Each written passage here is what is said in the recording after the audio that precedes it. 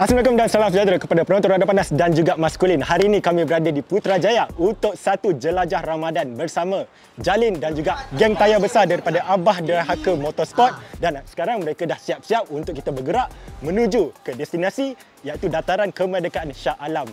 Jom kita tengok apa yang akan berlaku di atas jalan dan di Dataran Kemerdekaan Shah Alam. Let's go!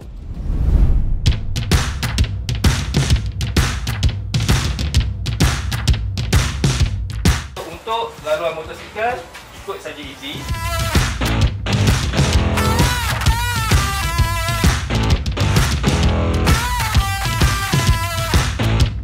Okey geng, minyak semua ada? Sudah. Motor semua okey? Aduh. Kicap jalin ada tak ada? Ada. Nasib baik kicap jalin ada. Kalau tak ada kicap jalin, kita terpaksa batalkan ekspedisi ni. Kalau tak ada kicap jalin, saya pun tak lalu makan.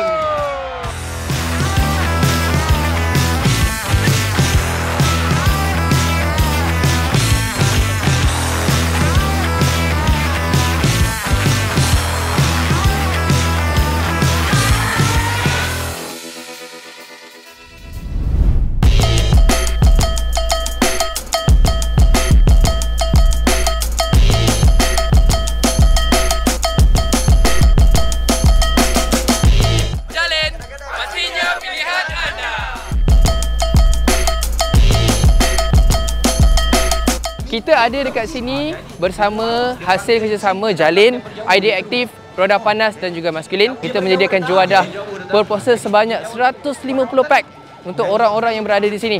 Okey, kita adakan konvoi daripada Putrajaya ke Shah Alam diiringi oleh geng-geng tayar besar.